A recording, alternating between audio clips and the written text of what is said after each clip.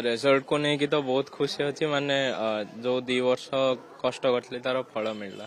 पढ़ापढ़ी माने मु प्रतिदिन ऑन एन एवरेज 10 आवर्स पढ़ती मेंटर्स माने बहुत हेल्प करते और मते माने टार्गेट फिक्स करियारे हेल्प करते तो मुझे टार्गेट्स गुड़ा को सारिके ही सोउथिली फोकस माने 3टांग सब्जेक्ट को इक्वली करियार अच्छी आ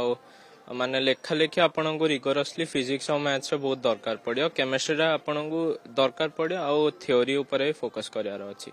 सोशल मीडिया ठू मु दूर ही रही माने प्रिपरेशन पीरियड टा आ खाली व्हाट्सएप यूज करथली टीचर्स मानक सहित कनेक्टेड रहया पई आगु को एबे मु प्लान करछि आईआईटी बॉम्बे रे सीएस इंजीनियरिंग नेबी आ तापरे मु एक्सप्लोर करिकि फ्यूचर रे भाबी कोन करियार अछि लक्ष्य रखी जदि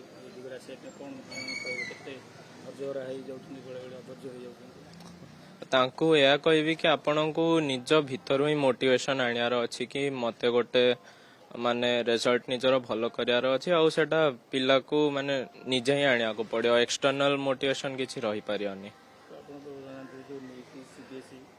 जो ओलिया करे पेपर मार्किंग हो लेके एबा द्वारा गोटे स्टूडेंट नो मोटिवेशन कमी जाउनी कि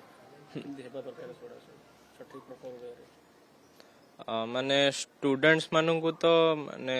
पूरा मेंटली प्रिपेयर्ड रहबा कथा किछि गारंटी नै कोन हबो मोर एबे लक्ष्य अछि म आईआईटी बॉम्बे रे इलेक्ट्रिकल इंजीनियरिंग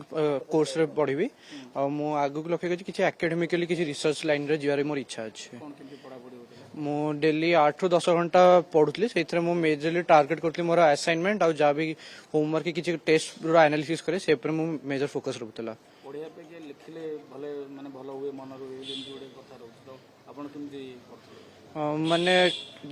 सेमती नहीं कि खाली लिखले मन रहे इवन मु बहुत किछि जिनस बही पढ़ी कि बहुत एब्स्ट्रैक्ट करछि एमती इनसेट फेंसेट पढ़ी कि बहुत नॉलेज एब्स्ट्रैक्ट करछि एमती नहीं खाली लिखले ही मन रहबो सेमती करके भी बहुत किछि मन रखछि।